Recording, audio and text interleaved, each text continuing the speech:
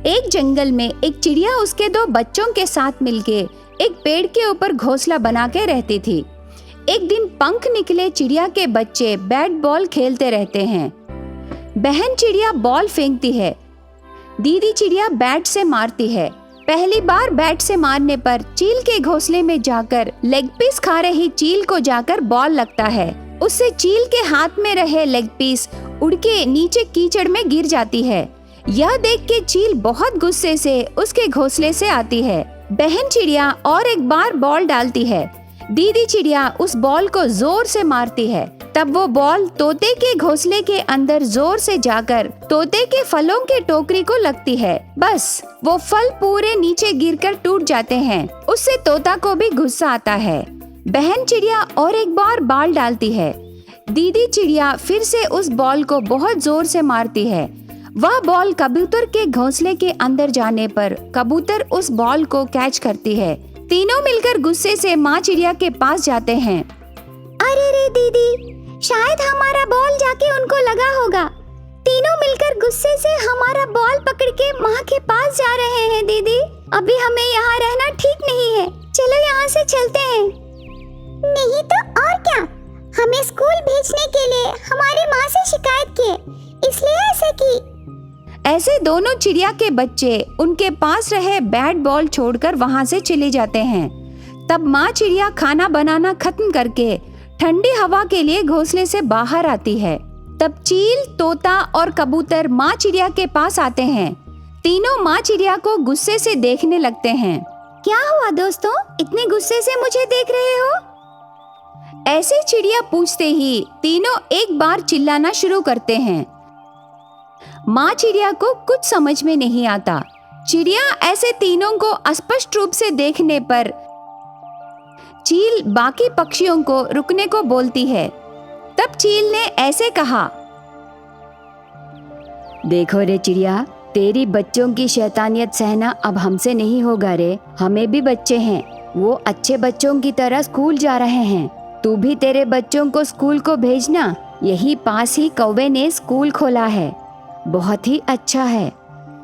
हम सबके बच्चे उसी स्कूल में पढ़ रहे हैं। ये बात सुन के चिड़िया बहुत खुश होती है। माँ चिड़िया के बच्चे घोंसले को आने के बाद उनसे बात करके बच्चों को लेके कौवे को स्कूल को जाती है। उस जंगल में बहुत सालों से है ये कौवा का स्कूल। कौवा बहुत कंजूस थी। वो फीस के पैसे लेती थी पर उस स्कूल की मरम्मत नहीं कराती और सिर्फ रंग डाल के केले के पत्ते से सजा के उस स्कूल को चमकाती थी। उस स्कूल की दरारें, छेद और खराब हुई लकड़ी की कुर्सियों को किसी के नजर नहीं लगने देती है। यह विषय के बारे में चील, तोता और कबूतर को नहीं मालूम था। देखिए, यहाँ आपके बच्चों को हम बहुत अच्छी तरह से पढ़ाएंगे, खेल खिलाएंगे, समय पर खाना खिलाते हैं। जब सुविधाएं इतनी अच्छी हैं तो फीस भी उतना ही अच्छा होता है ना। ऐसे चिड़िया से बात करके पैसे लेती है। चिड़िया के बच्चों को स्कूल में ज्वाइन करती है। उसके बच्चों को स्कूल में छोड़कर उसके घोंसले को चली जाती है। कौवे के स्कूल में पढ़ रहे चील, तोता और कबूतर के बच्चों के साथ चिड़िया के बच्चे भी मिलजुल कर खेलते कूदते रहते हैं। एक दिन चिड़िया के बच्चे, वह स्कूल बिल्डिंग खराब हो गया है और बिल्डिंग गिरने की स्थिति में है और हम वहाँ नहीं पढ़ेंगे करके माँ चिड़िया से कहते हैं। यही विषय के बारे में माँ चिड़िया कौवे से कहती है। तब कौवा मरम्मत कराएंगे करके कहने पर माँ चिड़िया स्कूल से चली जाती है। यह विषय दृष्टि में रख के उस दिन चिड़िया के बच्चों को खेलने के लिए बाहर जाने नहीं देती और हर समय क्लासरूम में ही बिठाकर पढ़ाती थी कौवा। एक दिन वातावरण में बदलाव आता है। बंगाल की खाड़ी में कम दबाव के कारण बहुत जोर से बारिश होने लगती है। चिड़िया के बच्चे स्कूल में फंस जाते हैं। कौवे को वहाँ की परिस्थिति देखने पर डर लगने लगता है। बाप रे, ये बारिश को देखने से मुझे बहुत डर लग रहा है। ऊपर से ये बहुत पुराना स्कूल है, हर दीवार को दरारें हैं। जोर से आ रही हवा से अगर ये स्कूल गिर गया तो?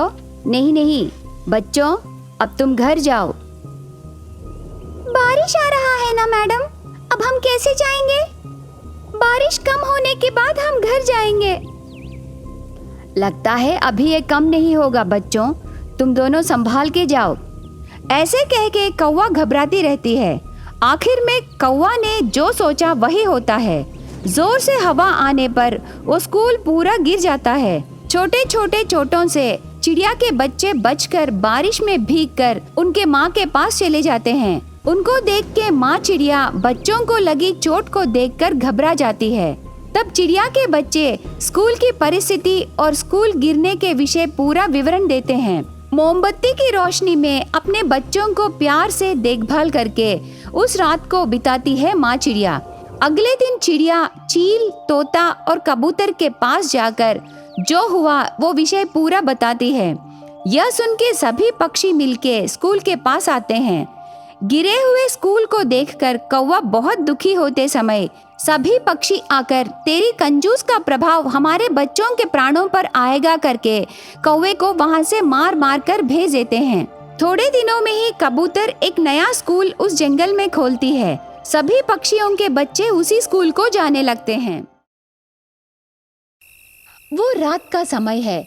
सुनसान और भयंकर रहे जंगल के प्रांत में कौवा और चिड़िया दोनों मिलजुल के घबराते हुए चारों ओर देख के आगे जाने लगे। कौवा, मुझे बहुत डर लग रहा है। डर क्यों चिड़िया, तुझे ले जाने वाला, तुझसे प्यार करने वाला कौवा है। मेरे साथ आना क्या तुझे पसंद नहीं है? कौवा, मुझे पसंद नहीं है तो घर में बिना बोले मैं तेरे साथ क्यों आती, बोल। ठीक है चिड़िया, मैं भी अपने माता पिता को छोड़कर आ रहा हूँ ना। ऐसे दोनों बातें करके आगे जाने लगते हैं। ऐसे थोड़ी दूर जाने के बाद एक बड़ा पेड़ पर ताला लगे एक घोंसला दिखाई देता है। उस घोंसले के पास जाके डर डर के चारों ओर देख के कौवा ताला खोलता है। कौवा और चिड़िया दोनों उस घोंसले के अंदर जाते हैं। चिड़िया दरवाजा बंद कर देती है। कौवा मोमबत्ती जला के एक टेबल पर रखता है। उस रोशनी में चिड़िया उस घोंसले के चारों ओर देखती है। वो दोनों रहने के लिए सभी सामान उस घोंसले में रहते हैं। ये किसका घोंसला है कौवा? और किसी का है तो मैं तुझे यहाँ क्यों लाऊंगा? हमारी शादी के बाद हम यहीं रहेंगे। यहाँ तुझे किसी भी चीज की कमी नहीं रहेगी, इसलिए मैंने सभी सामान खरीद लिया है चिड़िया। तू आके दिया जलाने से बस है। ये बात सुन के चिड़िया के आंखों में आंसू आ जाते हैं। ये देख के कौवे ने, ए चिड़िया, अभी क्यों रो रही हो? मैं हूँ ना, मैं सब संभाल लूंगा। इसी भरोसे से मैं तेरे साथ आई कौवा। अभी हम मेजर्स हैं चिड़िया, तुझे और मुझे शादी करने का राइट आया है, इसलिए हम बिना डरे शादी कर सकते हैं, बारात भी निकाल सकते हैं। अगर हम मिल गए तो? कभी नहीं चिड़िया, इस घोंसले के बारे में किसी को भी पता नहीं। तू हर समय मेरे साथ ही रहता था ना, फिर तुमने ये घोंसला कब बनाया? मुझे बोलता तो मैं भी तेरी मदद करती। मैं तुम्हें शादी के दिन गिफ्ट देना चाहता था, पर इतने में ऐसे हो गया। फिर भी जो कुछ हुआ सब हमारे भलाई के लिए ही हुआ कह के सोचना है। हम दोनों एक दूसरे से बहुत प्यार करते हैं। बड़ों को मना के शादी करने को सोचे, पर घर वाले नहीं माने, इसलिए हम ऐसे भाग के आ गए। ये गलती तो नहीं है ना? नहीं चिड़िया, हरगिज़ गलती नहीं।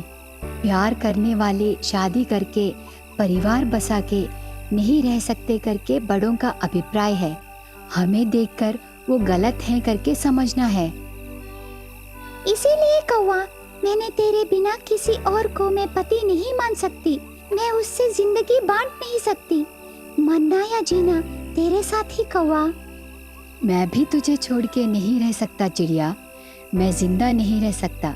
देखो, पत्थर जैसे मेरी जिंदगी में पर्वत जितना रोशनी भरने आई देवी हो तुम।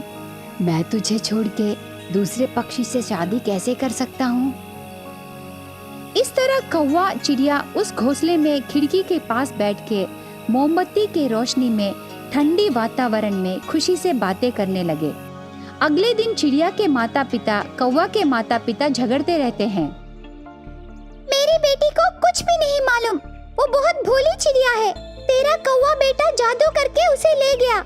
उसके हाथ पैर टूटे, उसकी आंखों में सुई लगे, उसका नाक कट जाए। ऐसे शपथ लगाती रहती है चिड़िया की माँ। तब कौवे की माँ रिवर्स में शपथ लगाना शुरू करती है। मेरा फीलिंग भी वही है रे। मेरे बेटे को लड़कियों से नफरत है। तेरी बेटी उसकी सुंदरता दिखाकर मेरे बेटे को उड़ा के ले गई। तेरी बेटी के हाथ पैर आंख किसी काम के नहीं रहना है रे, बेकार हो जाए, यही मेरा शाप है। इस तरह दोनों के माता पिता एक दूसरे को शाप लगाते रहते हैं। कौवा और चिड़िया के पिताएं कान बंद कर लेते हैं। कौवा और चिड़िया पहाड़ पर रही देवी माता के मंदिर को शादी करने आते हैं। वहाँ चील, कबूतर, तोता सभी बैंड बजाते रहते हैं। कौवा चिड़िया के गले में मंगलसूत्र डालता है।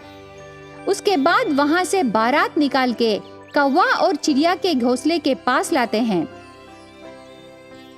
कौवा, बैंड ठीक से बजाया कि नहीं? बारात कैसे था? बहुत बहुत धन्यवाद चील, बैंड बहुत अच्छा था। तू सच्चा दोस्त है रे। ठीक है कौवा, कल हम बात करेंगे। हैप्पी मैरिड लाइफ रे।